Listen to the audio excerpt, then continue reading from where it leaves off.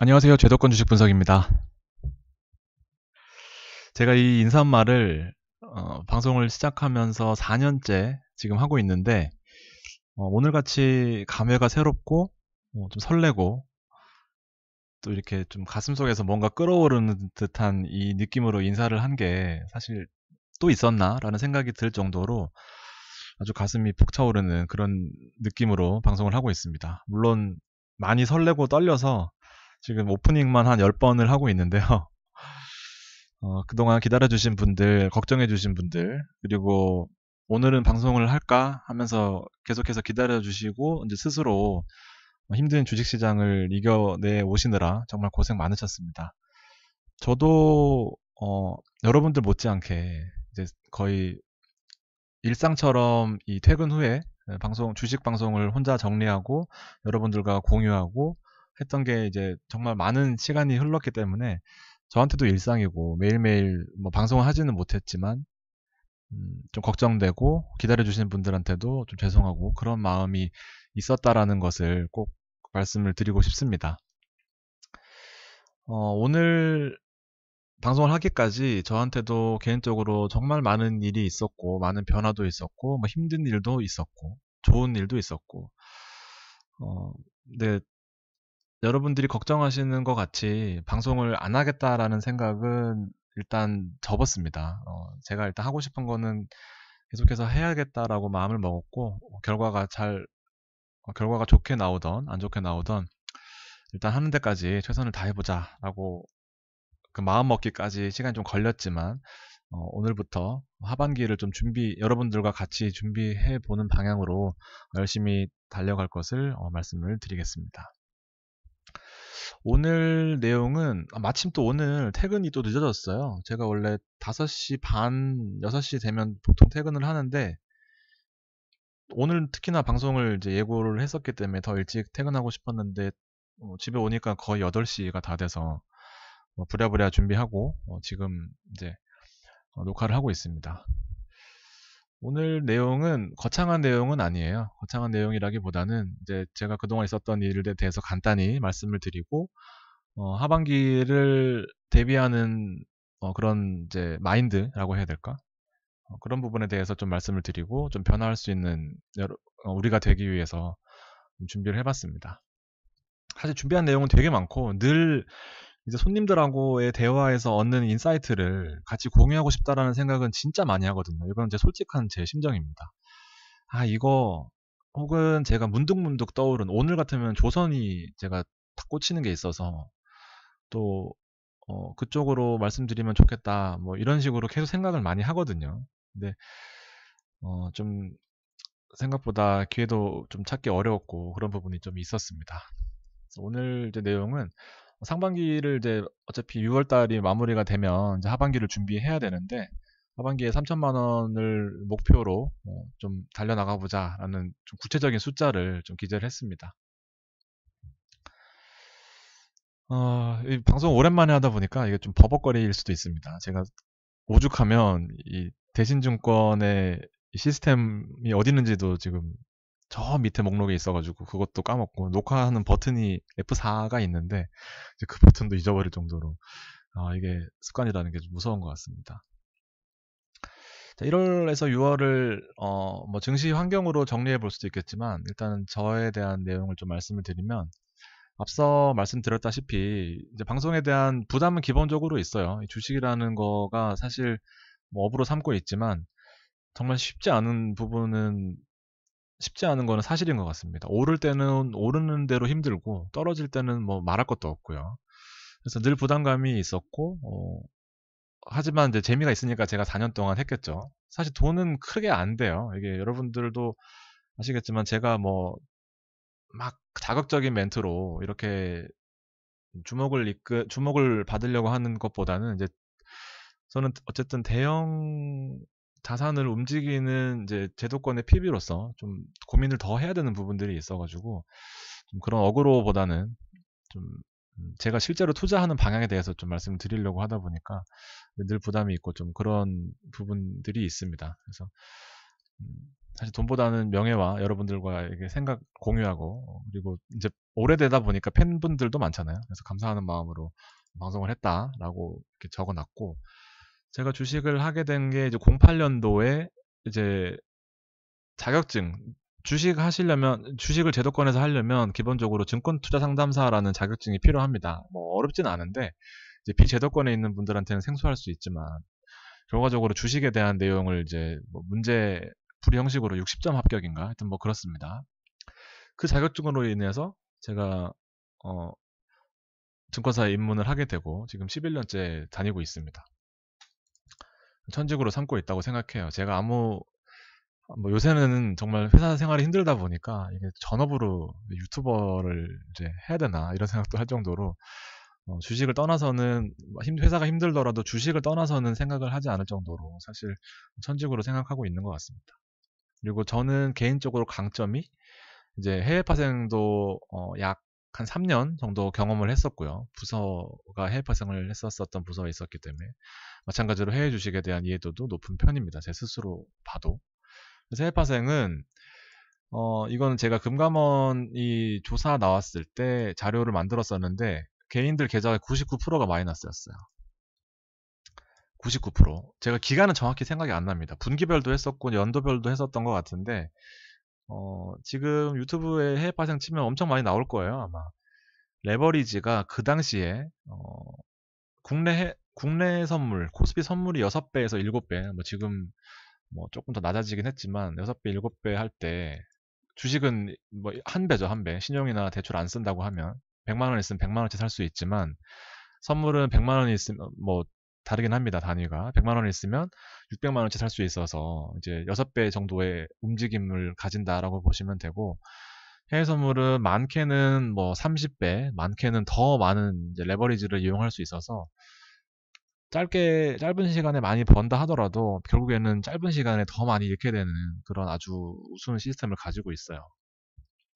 지금은 약간 사양 산업이긴 한데, 어쨌든 이 한탕주의에 아주 걸맞는 아주 무서운 레버리지를 가지고 있는 해외 파생. 그리고 해외 주식은 자산가들한테는 이 해외 주식, 특히나 해외 ETF만한 좋은 상품이 없어요. 지금 같은 시기에도 마찬가지고 요새 넷플릭스 같은 거 엄청 문의 많이 오는데 넷플릭스 담고 있는 ETF도 많이 있고 여러모로 배당이나 미국 주식이나 미국의 앞으로에 대해서도 좀 긍정적으로 보는 측면들이 많기 때문에 해외 주식 관련돼서 ETF는 그 자산가들의 아주 좋은 투자처가 될 수 있다라고 생각합니다. 그래서 포트폴리오 차원에서 이 두 가지는 두 가지가 아닙니다. 해외 주식 같은 경우에는 자산이 1억이 넘는다 혹은 더 이상이다 하시면은 배당 받는 재미로도 솔솔할 수 있는 이제 그런 내용들이 있고 제가 최근에는 또 부동산 파트에서도 몸담고 있어가지고 아무튼 또 리츠 쪽 포트폴리오 구성 차원에서 리츠는 또 되게 좋아요. 매력적인 투자처가 될 수 있다고 생각합니다. 주식 방송이긴 하지만 자산이 커지면 커질수록 더 많은 고민을 해야 되는 게 사실이거든요. 주식에 뭐 5억씩 10억씩 투자할 수는 없으니까 아마 방송을 보시는 분들이 이제 자금이 크시다고 하시면 여러 가지에 대해서 좀 고민을 할 필요성이 있는 이제 현재의 시기다라고 말씀을 좀 드리고 싶습니다. 이직은 제가 5월 달부터 트라이를 하고 지금 1차 면접을 본 상태예요. 서류 통과한 다음에 제 면접을 제가 이직을 한 번도 한 적이 없는데 그 뭐 거의 10년 만에 면접을 봤죠. 그랬더니 이제 세 분이서 저 혼자를 앞두고 이제 40분 가까이 면접을 봤는데 엄청 압박 면접이었어가지고 편하게 갔다가 아주 호되게 당했습니다. 그래서 뭐 이제 임원진 면접이 남았는데 연락이 와야 임원진 면접을 가는 거고 아직은 기다리고 있습니다. 엄청 이 모든 포트폴리오를 구성해서 잘 할 수 있는 부서인 것 같은데 글쎄요 결과는 조금 더 기다려 봐야 되겠지만 쉽지 않을 것 같습니다. 좀 제 스스로도 좀 무거운 것 같아요. 제 뭐 경력이나 아니면 뭐 연봉이나 다 맞추려면 좀 힘들지 않나 생각합니다. 그래도 우연한 기회에 좋은 이직이라고 생각했는데 아직은 잘 모르겠습니다. 하여튼 기다리는 중이고요. 이직을 생각하게 된 계기는 결국 회사 조직 개편에 따른 이슈가 있었습니다. 저희 회사 내부적으로 이제 기존에 있던 헤드가 반강제적으로 이제 퇴출을 당하고 새로운 분이 오셨는데 이제 뭐 이런 것까지 말씀드리기 좀 그렇지만 아무튼 페이퍼워크가 엄청 많아요. 보고서를 위한 보고서 내용 아시죠? 보고를 위한 보고를 위한 보고를 위한 보고 이런 거. 보고서를 만들기 위해 보고서를 만들고 또 이 보고서를 만들기 위해 또 보고서를 만들고 하루 종일 이거 하다 보니까 이제 시간이 없는 거예요. 그래서 증권 조직이 완전 이제 역피라미드거든요. 이제 밑에는 많이 없고 이제 위에가 넘쳐나는 그런 구조입니다. 숨만 쉬어도 1억이 넘는 이제 연봉을 받아가는 이제 직급들이 너무 많기 때문에 이제 여기서는 정규직이다 보니까 이제 어떻게 방법이 없고 밑에는 이제 엄청 선별된 인력이다 보니까 선별된 인력이 이런 구조에서 살아남기는 쉽지 않다고 봅니다. 최근 이제 인력 구조도를 보면 그래서 많은 이직이 또 있다 보니까 중간에 낀 이제 저 같은 사람들은 아주 곤욕을 치르고 있어요. 하여튼 그래서 시간적으로도 그다음에 일적으로도 엄청 스트레스를 받는 이제 그런 시기입니다. 제 스스로인데 그래서 좀 이게 안 된다고 하면 저도 이제 마음을 잡아야 되는데 그게 좀 쉽지 않다라는 생각을 하고 있는 상태고 그래서 뭐 취미생활도 뭐 골프 예를 들면 그리고 뭐 제가 하고 싶은 것들 못하는 상황이고 운동도 못하고 술 엄청 자주 먹게 되고 책도 못 보고 하여튼 여러 가지로 생활 패턴이 많이 변경돼서 약간 요새 걷는 것도 쉽지 않을 정도로 몸이 좀 망가진 상태인 것 같습니다. 투자 패턴도 변경, 이거 왜 써놨지? 이게 또 잘 모르겠습니다. 투자 패턴이 변경되어야 된다라는, 이제 저도 그동안 이제 뒤에 따로 정리했으니까 이거는 뒤에 드리려고 하고, 이제 개인적으로 방송에 대한 이슈는 이제 협박, 되게 좀 자극적인 단어긴 하죠. 근데 좋지 않은 메일을 보내시면서 저한테 이제 요구를 하시는 분이 계셔가지고, 이거 제가 지난 방송 때 이거 말씀드렸는데 이거 가지고 이제 태클을 거시는 것 같아요. 음, 뭐 제대로 검색은 안 해봤지만 지금 이제 유튜브 시스템 중에 이런 게 있어요.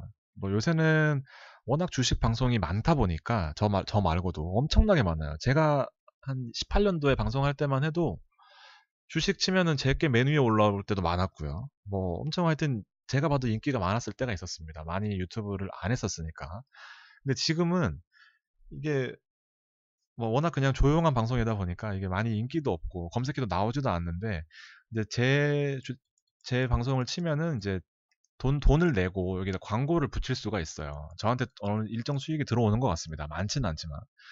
그래서 여기 이제 땡땡 투자 그룹이라고 있었죠. 엄청 유명한 제 것만 치면 여기 광고를 붙였어요. 제 거에다가.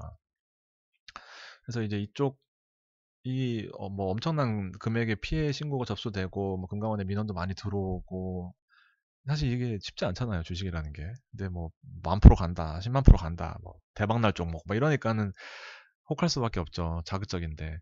근데 이런 것들로 인해서 이제 뭐 단속도 강화되고, 뭐, 피해가 많아서, 이제 이 방송을 하려면, 실제로 유료로 돈을 받고 하려면, 신고를 하고, 뭐, 정식적인 절차를 밟아라, 라는 내용인데, 저는 여러분들한테 뭐, 계좌를 알려주면서 돈을 받는 것도 아니고, 유튜브 시스템 내에서, 이제 어떤 그런 광고나 아니면 멤버십을 통해서 수익을 창출하는 부분을 좋지 않게 보시는 분들이 계신 것 같아요. 아마 저희 방송 보고 손해 보신 분들이겠죠. 그래서 이거 옥신각신 하다가 결국에는 신경 쓰지 않기로 했습니다. 어떻게 될지는 모르겠어요. 갑자기 방송을 접고 제가 뭐 제도권 주식 분석 2 이렇게 올 수도 있습니다. 여러분 혹시나 또 이런 일이 생기면 그렇게 한 번씩 검색해 주시면 좋을 것 같고 아무튼 저희 직원들도 이런 거를 할 정도로 엄청 좀 이슈가 될 것 같다라고 생각을 했는데 이게 생각보다 빨리 찾아온 것 같습니다. 영끌 투자하면서 요새는 워낙 레버리지에 좀 관대해지다 보니까 이런 부분들이 많이 이슈가 되는 것 같습니다. 그래서 여러분들도 이제 저도 완벽하지 않습니다. 저도 엄청 모자라고요. 뭐 10개 중에 10개 아니 10개는 다 아니겠지만 한 뭐 10개 중에 반 이상 손실 날 때도 있고 그렇습니다. 그래서 그렇기 때문에 제가 생각하는 거를 공유하는 차원이다라고 이해하시고 투자 판단은 꼭 본인한테 있다라는 거를 아셨으면 좋겠습니다, 여러분. 네. 제가 방송을 하면서 계좌 오픈한 거는 처음이에요. 굳이 이렇게까지 해야 되냐라는 이제 제 지인의 의견까지 들었지만 개인적으로 좀 목표를 확고히 하고자 계좌를 오픈을 합니다.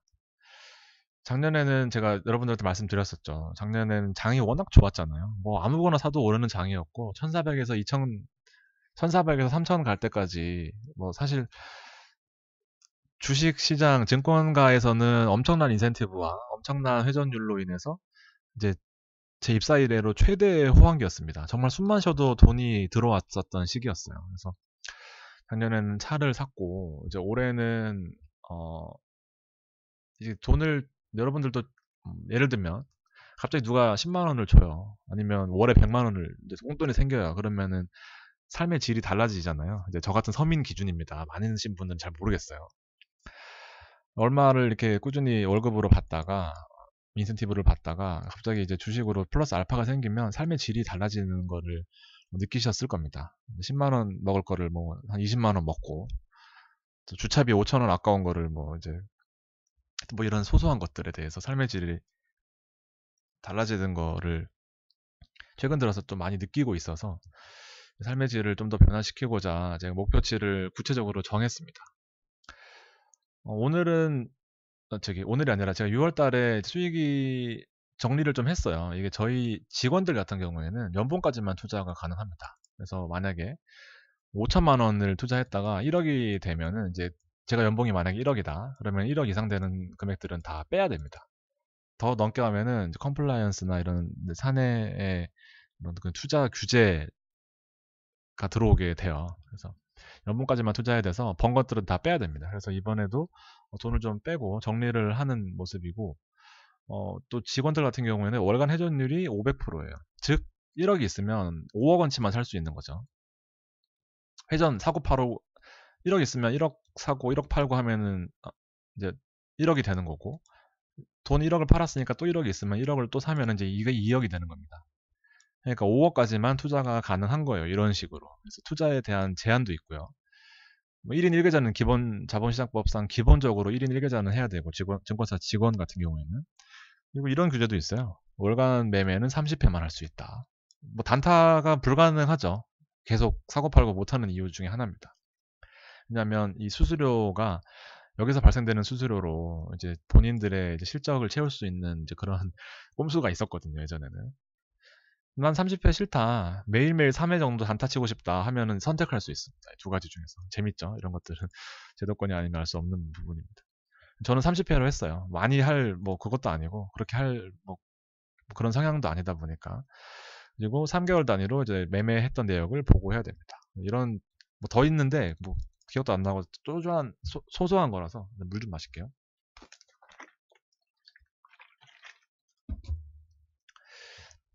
3천만 원을 빼고 이제 물린 것도 있어요. SK랑 하는 뭐지? SK랑 카카오 뒤늦게 좀 들어갔다가 조금 물린 거 있습니다. 아무튼 그런 식으로 좀 물린 것도 있긴 하지만 결과적으로 1월 달부터 6월까지 결산을 해보니까 저도 몰랐거든요. 근데 뭐 계속 자산은 늘어나니까 JS 코퍼레이션 여러분들 가지고 계신 분들도 많이 계실 거고 그다음에 제가 뒤에 말씀드릴 건데 이제 웅진은 다 팔고 대성창투 들어갔던 거 그다음에 에스코넥이나 윌비스 뭐 이런 거 있습니다. 웨이브는 제가 방송에서 말씀드렸나 모르겠습니다. 아무튼 대신증권도 좀 갖고 있고 여러 가지 종목들 갖고 있는데 하반기에도 3천만 원 벌어서 저 같은 경우에는 이제 통상 한 5천에서 7천 정도로 하다가 이제 1억 되면은 좀 팔고 뭐 이런 식입니다. 왜냐면 이제 연봉 제한도 있고 이렇게 되다 보니까 참고만 하시고 뭐 여러분들의 성향에 따라서는 에게 3천만 원 뭐 3%만 먹어도 3천만 원이 하시는 분들 계실 거고 아니면 뭐 3천만 원이야? 와, 하실 분도 있으실 겁니다. 판단은 여러분들이 하시면 될 것 같고요. 뭐, 하여튼 여러 가지 논란이 많을 것 같지만, 뭐, 저 그냥 한번 해봤습니다. 하고 싶기도 했었고. 또 왜 했나 생각이 드네요. 아무튼 자, 이제 하반기를 좀 준비해 볼 건데, 최근 들어서 많이 얻는 질문이에요. 주식은 진짜 어렵거든요. 주식은 진짜 어렵고, 주식과 관련된 일을 한다는 거는 제가 봐도 정말 어려운 일입니다. 주식과 관련된 일을 한다는 거. 이걸 업으로 삼고 있다는 건 진짜 어려운 일이에요. 왜냐하면 그 최태원 회장도 모르는 SK에 대해서 연구를 해야 되고 우리가 회장님이라고 다 아시겠습니까? 그리고 카카오 의장도 모르는 카카오 김범수 의장도 모르는 카카오에 대해서 실적을 예측해야 되고 앞으로 어떻게 될 건지를 예측해야 되는 이제 주식에 대한 숙명이 있는 거죠. 정말 어려운 거예요.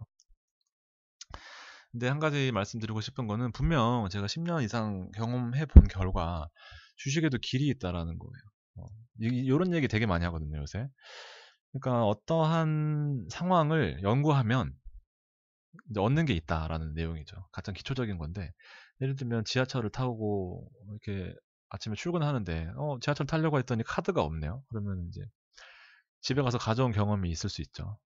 옆에 사람들한테 말 못하니까. 예전에 집에 갔을 때 갔다 오니까 회사에 늦었어요. 그러면 이제 다음번에 또 그런 일이 있을 때 경험상으로 담을 넘어서 갈지 아니면 뭐 사정을 할지 띵동 눌러서 어쨌든 결과적으로 이제 주식에 빗대면 결과적으로 이 상황들을 연구하면서 경험적으로 얻는 이제 그런 내용들이 있다라는 거죠. 근데 주식을 연구할 때도 결과를 얻게 돼 있고 직접적 혹은 이제 제가 말씀드리는 것처럼 간접적으로 이제 경험을 얻을 수도 있는 거고 그런 부분들이 분명히 있습니다. 예를 들면 이번에도 마찬가지죠. 제가 그동안 FOMC에서 얻었던 이제 그 경험적인 측면이 저는 이제 해외 파생도 했다고 했잖아요. 해외 파생은 FOMC가 엄청나게 중요해요.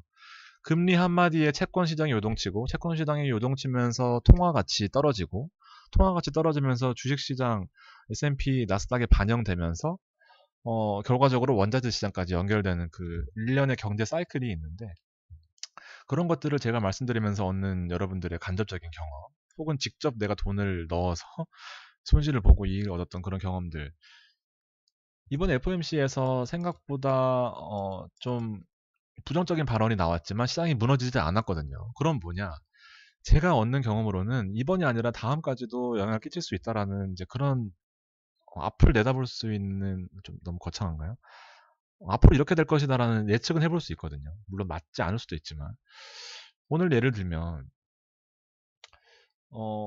그 윤석열 테마주가 제가 관심이 많았는데 오늘 출마 선언을 하면서 이제 인맥 테마주를 사서 물리는 분들이 진짜 많았어요. 근데 저는 지난번에 한번 말씀드렸지만 4년마다 한 번씩 오는 이 대선 테마주에 어, 기승전 일자리였거든요. 이 기승전 일자리. 그래서 결과적으로 오늘 일자리 에스코넥이랑 아까 대성창투, 그다음에 윌비스, 혹은 제가 모르는 일자리 관련된 주들 그런 주가 움직일 것 같았는데 결국 인맥주를 지금에서 사면서 손해를 보시는 분들이 많거든요. 이제 그런 것들이 결과적으로 간접적으로 얻는 경험이 될 수 있는 거죠. 그래서 이런 것들을 계속해서 여러분들이 지금 주식시장이 당장 힘들고 좀 어려운 부분들이 있겠지만 결과적으로 얻는 게 분명히 있을 거다라는 생각이 있고 결과적으로 학습의 결과로 전문가들은 이제 이런 테마나 혹은 그 매크로적인 환경을 좀 연구하기가 힘들다 보니까 결과적으로는 실적을 가지고 주식을 예측을 하는 거죠. 실적은 거짓말을 하지 않으니까. 결과적으로 돈을 많이 버는 영업이익을 많이 내는 회사가 주가가 상승할 수밖에 없는 기본적인 논리가 있잖아요. 다만 타이밍의 차이는 있어요. 공부를 잘한다는 학생, 예를 그만 드리겠습니다. 아무튼 실적이 오르는 것들에 대해서는 수급이 들어오면 그때 오르는 거예요. 근데 수급이 당장 들어올 수도 있고, 내일 들어올 수도 있고, 이미 들어왔을 수도 있고, 이제 그런 수급을 기다릴 수 있는 인내를 가져야만 이제 돈을 좀 벌 수 있는 그런 부분들이 있습니다. 아무튼 제가 하고 싶은 말은 결국에는 돈을 많이 버는 펀드 매니저들이나 아니면 애널리스트들은 결과적으로 실적으로밖에 이 많은 부분을 예측할 수밖에 없는 게 결국엔 실적은 거짓말을 하지 않고 주가에 분명히 언젠가는 반영될 것이기 때문에 이렇습니다. 물론 다만 100%가 아니기 때문에 올인하면 망한다라는 거는 이제 기본적으로 알고 계셔야죠. 100%는 없어요. 그래서 그만큼 주식시장이 어렵다라는 그런 내용을 좀 말씀드리고 싶었습니다. 이거 좀 자연스럽게 대화를 좀 주고받으면서 하면 잘 되는데 아무튼 제가 말씀드리고자 하는 거는 결국엔 실적이 중요하다라는 겁니다. 그리고 여러분들이 실패했던 경험들도 저도 실패 안 해봤겠습니까? 저 5년 동안은 거의 절었어요. 근데 그 이후로부터 좀 제 나름대로의 방식도 생기고 좀 그러면서 좀 좋은 성과가 있었고요. 좀 어느 정도의 충분한 경험치는 좀 필요하다라는 부분입니다. 방송 20분에 한다 그랬는데 시간이 좀 많이 됐네요. 자, 7월 이후에 이제 투자 패턴에 좀 변화를 주려고 합니다. 뭐 제가 말주변이 없다 보니까 다 적어왔는데요. 과거를 지금 현재 7월에 빗대 보면 3,300 이하로 표현을 했고요. 3,300 부근이라고 표현했습니다. 3,300 이하의 지금 과거를 따져 보면 결국에는 전통 대형주가 강세를 보일 수밖에 없었습니다. 나스닥, S&P는 계속 올라가는데 코스피는 박스에 머물렀었고 계속해서 돈을 푼다고 하면서 미국 경기를 살리는데 우리나라로서도 수출 위주의 대형주들, 삼전, 하이닉스, 뭐 현대기아차 대형주들 많이 올라왔었던 그런 시기가 있었고 여러 가지 위기 상황에도 작은 중소기업을 흡수하면서 오히려 더 큰, 예를 들면 삼성 SDI 같은 거, SK 이노베이션 같은 거, LG화학 같은 것들, 이제 시장에 어느 정도의 지위가 있고 파이가 있는 이제 그런 종목들이 전통적인 시장의 강세였다면 업종별로 또 포트폴리오를 구성해서 10개 사놓으면 진짜 6, 7개는 올라오고 6, 7개가 안 올라왔다 하더라도 나머지 3개가 올라오거나 망설이는 동안에 빠져있던 게 올라오고 그래서 올라오는 것만 주워 먹어도 수익을 낼 수 있는 제가 말씀드렸던 5%에서 8% 정도는 안정적으로 앞서 보여드리려고 했던 거는 이제 한 5%에서 8% 지금 먹고 있다라는 내용을 좀 말씀드리고 싶었습니다. 그리고 시장의 환경 변화를 미리 캐치하는 통찰력. 앞으로 뭐 어떤 이벤트가 있다. 예를 들면 수소 이벤트, 예를 들면 뭐 어떤 이벤트들이 있다 하면은 그런 것들이 좀 통하는 시장이었고 차트상 이제 종목을 한 번씩 두드려 보잖아요. 그러면은 뭐 이런 식으로 바닥에 있는 좋은 차트에 있는 것들을 사면 올라가는 경우도 많았고요. 그래서 이런 기본적인 내용들을 바탕으로 영업이익이 실제로 올라갈 것인가 전문가들이 예측한 자료 있으니까 그리고 과연 뭐가 싼 종목인가에 대해서도 고민을 많이 해야 되는데 사실 여기서 가장 큰 포인트가 있었고 낮은 좀 매력이 있는 구간에 있는 종목들을 보는 내용이 있었고 제가 많이 제일 영업이익이었던 것이 바로 영업이익의 성장률, 영업이익률이거든요. 영업이익률. 영업이익률이 가파르게 성장하는 회사들은 정말 성과가 좋았던 것 같아요. 그래서 이런 식으로 종목을 좀 봤다면 현재는 3,300 부근에 있어서는 저로서는 엄청난 도전이에요, 사실. 매크로 저 되게 좋아하거든요. 국제금융을 전공해서 그런지 이쪽 부분에 자신도 좀 있고 시장을 보면서 투자해야 되는 게 당연히 숲을 먼저 봐야 된다는 게 제 투자 이론이었다면 일단 매크로로 투자하는 시대는 3,300 부근에서는 잠시 보류해야 된다. 좀 쉽게 말씀드려서 금융위기 때 있었잖아요. 뭐 2000 이하, 뭐 1000 이하, 800대 뭐 이럴 때는 좋은 기업은 몰랐어도 물론 제가 본격적으로 투자하는 시기는 아니었지만 좋은 기업인지는 몰랐어도 싼 기업들은 많이 있었어요. 싼 기업들. 그래서 샀던 종목들이 이제 오르고 버티는 것이 가능했고 시장이 좋아지면서 엄청난 이제 수익을 가져다 줬던 이제 그런 시대였지만 지금은 시대가 좀 변했어요. 지금 시대가 좀 변했고 그래서 그런 싼 종목이 없다. 지금 싼 종목은 거의 없는 이제 시기입니다. 다 비싸요. 다 비싸요. 주식 안 할 거냐? 그건 아니잖아요. 그래서 일단 가장 큰 포인트로 잡아야 될 게 업종 불문 좋은 기업에 투자하는 시기다. 좋은 기업. 뉴스에 흔들리지 말자. 뉴스 지금 제가 봐도 좀 검증되지 않은 뉴스들이 되게 많고 이제 주목 끌려고 하는 뉴스, 광고성 뉴스 엄청 많습니다. 그래서 뉴스에 웬만하면 흔들리지 말자라는 게 좀 큰 포인트예요. 결국 셀트리온 같은 거는 얼마나 많은 루머와 공매도와 뭐 안 좋은 뉴스 그리고 뭐 회장에 대한 서영진 회장에 대한 이슈 얼마나 많았지만 결과적으로 이렇게 롱런 뭐 지금 고점 대비해서 물리신 분도 있겠지만 저점 대비해서는 엄청나게 많이 올랐잖아요. 그리고 셀트리온 같은 회사를 찾아야 되는 게 지금 최대의 과제입니다. 하반기에. 싸다고 사고 달린다고 사는 이제 그런 시기가 아니라 앞으로 전망이 좋은 기업에 집중하자. 예를 들면 제가 큰 변화를 줬던 게 바로 이 KB금융입니다. 제가 KB금융 되게 좋아하거든요. 근데 KB금융 금리 올린다고 하는데 특히나 한국은행 총재는 연말까지 2번이나 금리를 올리겠다고 하는데 왜 안 오르냐? 결과적으로 시장이 변했다라는 거죠. 카카오에 밀렸어요. 카카오가 이번에 카카오뱅크가 상장하면서 결과적으로 금융주는 앞으로 카카오뱅크로 올인입니다. 제가 봐도 이런 이제 기업의 도태라고 보기엔 좀 그렇겠지만 접근성과 편의성을 바탕으로 시장의 변화를 이끄는 회사들이 앞으로 더 성장할 수밖에 없다라는 생각이 많이 들어요. 그래서 KB금융을 팔고 카카오뱅크를 뭐 뒤에 사든지 뭐 어쨌든 뭐 그런 방향에 대해서는 좀 고민을 해봐야 되겠지만 분명히 시장이 좀 변했다라는 건 저도 뼈를 깎는 고통으로 인지하고 있습니다. 그래서 그 일환으로 현대차는 저물었다 라고 판단하고 있습니다. 이런 한 업종에 올인하는 종목이나 기업보다는 예를 들면 SK SK는 제가 좀 비중이 많이 담아져 있긴 한데 최근에 좀 오르긴 했어요. SK가 뭐 건설도 하고 그다음에 정유, 그다음에 최근에 바이오 이런 식으로 사업의 다변화를 주는 카카오, 예를 들면 한투증권, 대신증권.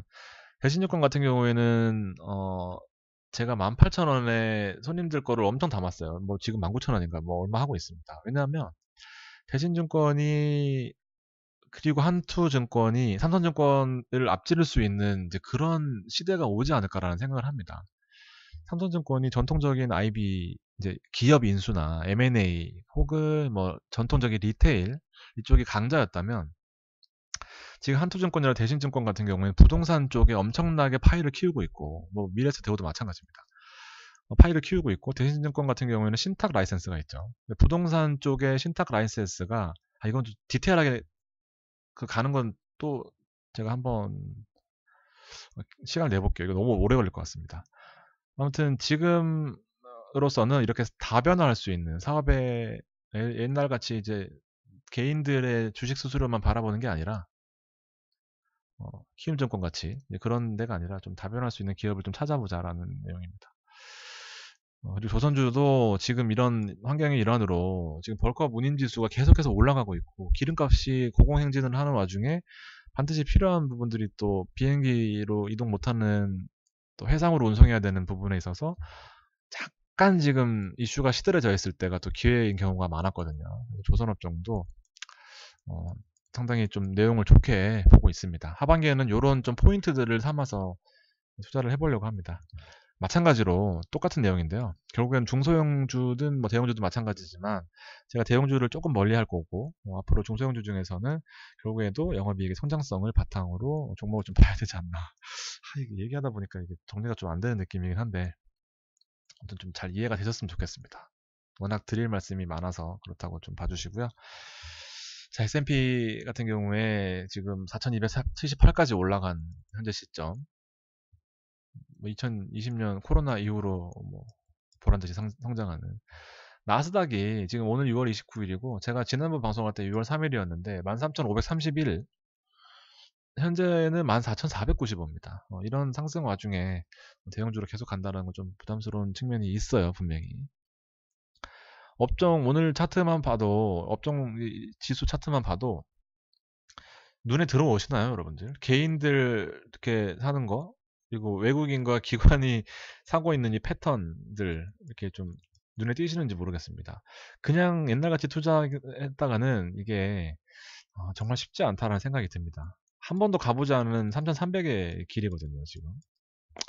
그래서 좀 여러분들도 여태까지 수익이 많이 나셨을 거예요, 아마. 그런 부분에 있어서는 좀 정리를 하고 고민을 해봐야 되지 않나 생각합니다. 3,300이니까 수익이 안 나왔으면 좀 이상하긴 하죠. 아무튼 오늘 방송은 여기까지입니다. 제가 생방송으로 좀 인사를 드리려고 했는데 글쎄 시간이 될지 모르겠습니다. 어쨌든 3,300포인트의 시대는 분명히 변화해야 된다라고 생각을 하고 좀 잘 여러분들과 같이 공유해보고자 노력 많이 하겠습니다. 앞서 말씀드렸다시피 이제 종목까지 보는 거는 저도 정말 많이 부담스럽습니다, 이제는. 그래서 멤버십 분들 많이 빠지셨더라고요, 솔직히. 많이 빠졌는데, 아무튼 종목을 이렇게밖에 나눌 수 없음을 좀 양해를 부탁드리고, 7월 하반기에도 저랑 같이 화이팅 하시는 그런 방송이 되도록 노력하겠습니다. 그동안 기다려주신 분들한테 보답할 수 있도록 하반기도 열심히 하겠습니다. 긴 시간 들어주셔서 감사합니다.